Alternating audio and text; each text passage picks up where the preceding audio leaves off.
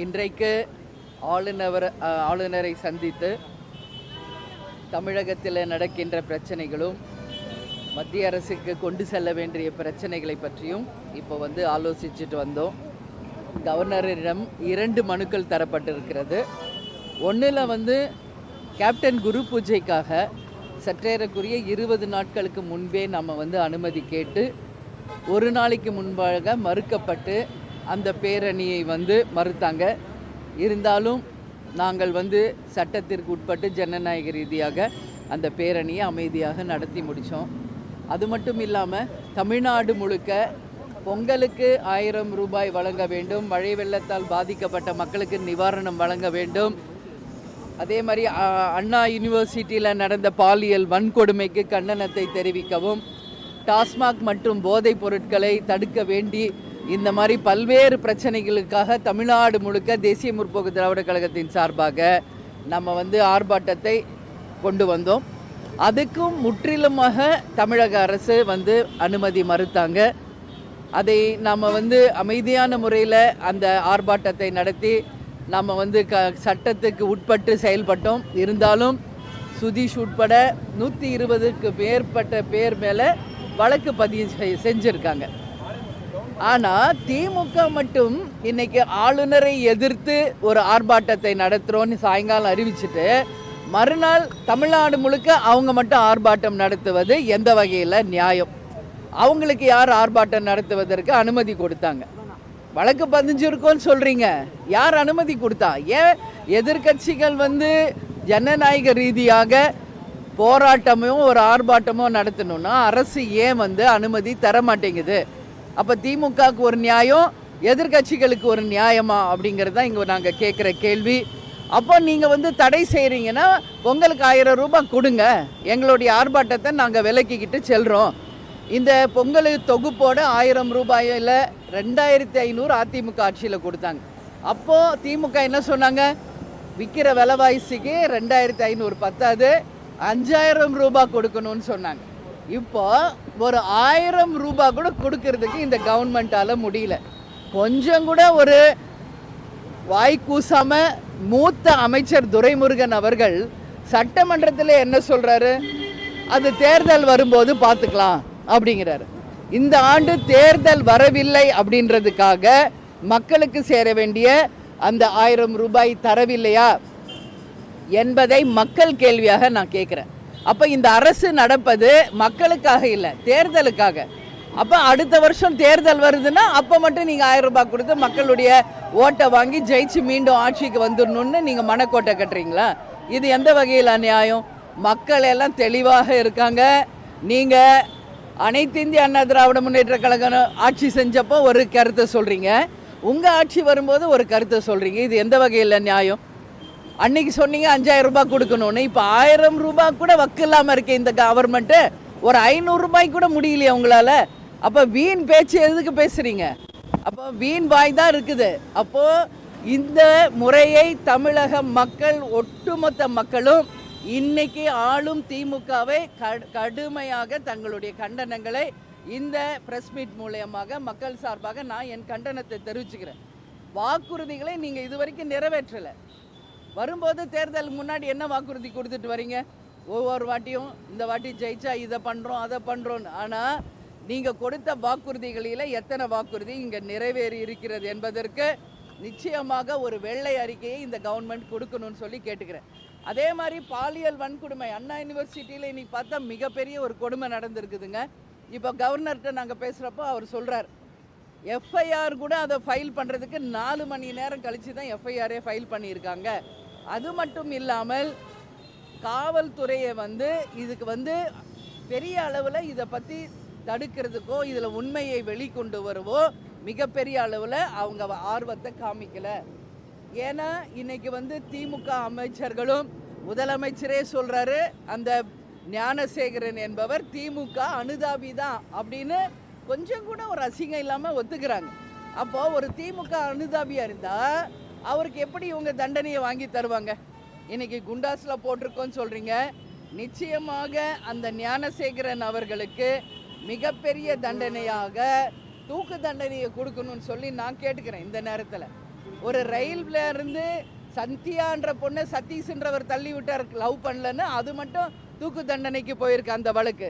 அந்த வகையில் இனிமேல் சிறு குழந்தை முதல் பள்ளி குழந்தை முதல் பல்கலைக்கழகம் இருக்கும் அனைத்து மாணவிகளுக்கும் பாதுகாப்பு தரணும். யாராவது அதை மீறி பாலியல் வன்கொடுமை செய்தால் நிச்சயமாக அதிகபட்ச தண்டனையாக தூக்கு தண்டனையை தரணும். இன்னைக்கு சட்டசபையில் முதல்வர் சொல்லியிருக்காரு, அதை நான் வரவேற்கிறேன். அதிகபட்சமாக இனிமே பாலியல் வன்கொடுமைகளை பண்ணால் நிச்சயமாக மரண தண்டனை தரப்படும்னு முதல்வர் சொல்லியிருக்காரு. அதை தேசிய முற்போக்கு திராவிட கழகத்தின் சார்பாக நாங்கள் வரவேற்கிறோம். அந்த முதல் கேஸே ஞானசேகரன் கேஸாக இருக்கணும்னு நான் கேட்டுக்கிறேன். முதல்வர் இன்னைக்கு சொல்லியிருக்கீங்களே சட்டசபையில் மரண தண்டனை தருவோன்னு. ஏற்கனவே ஞானசேகரன் மேலே பல வழக்குகள் இருக்குது.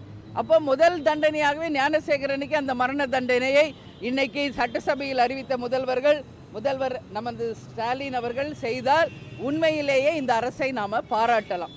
வெறும் சொல்லிட்டு செய்யாம இருக்கக்கூடாது என்பது எங்களுடைய கருத்து. அதே மாதிரி முந்தா நேற்று நான் மதுரையில் மேலூர் தாலுக்காக்கு சென்று டங்ஸ்டன் திட்டம் அங்கே வர இருக்கிறது.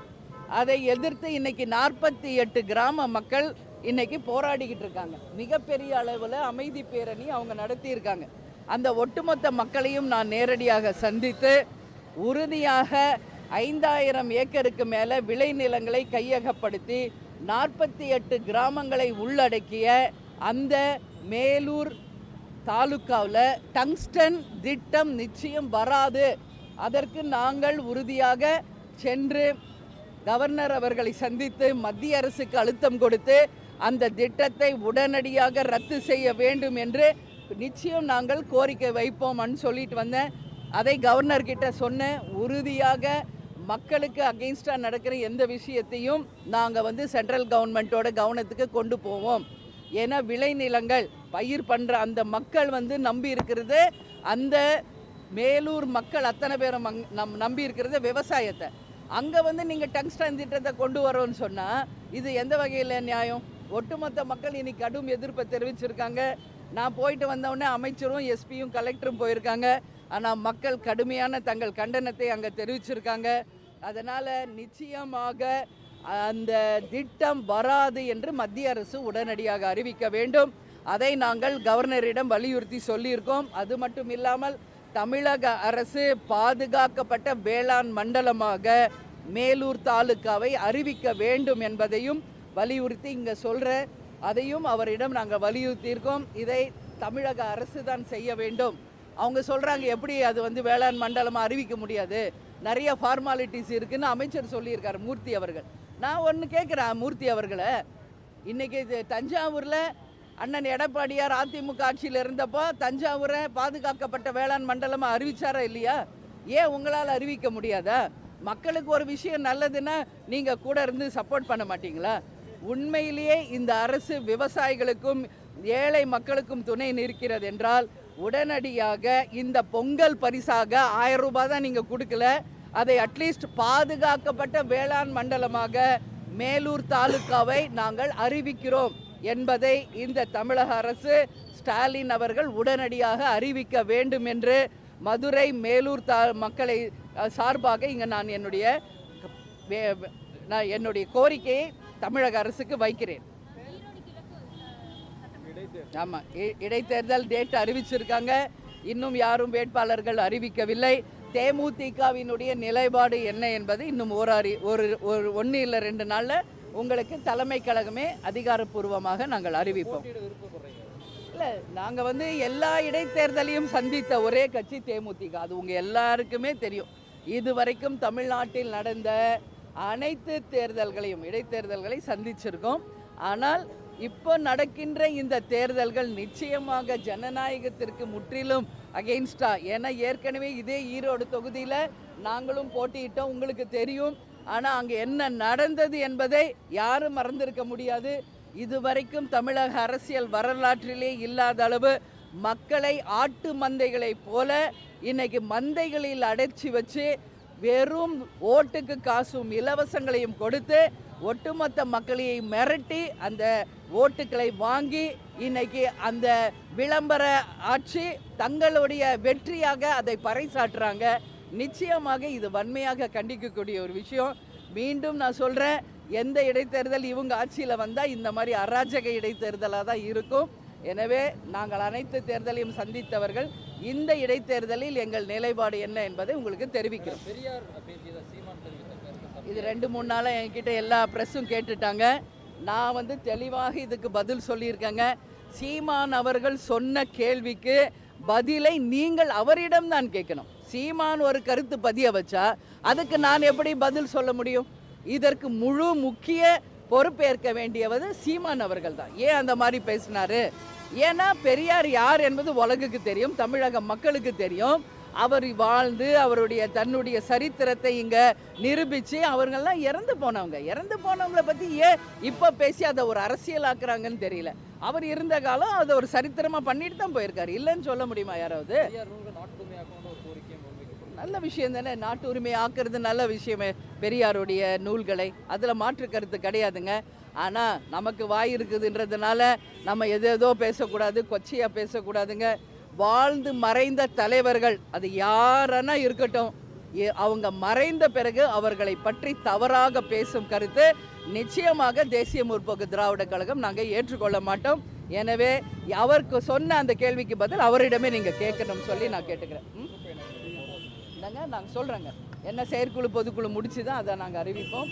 வெகு விரைவில் உங்களுக்கு நாங்கள் தெரிவிக்கிறோம். நன்றி.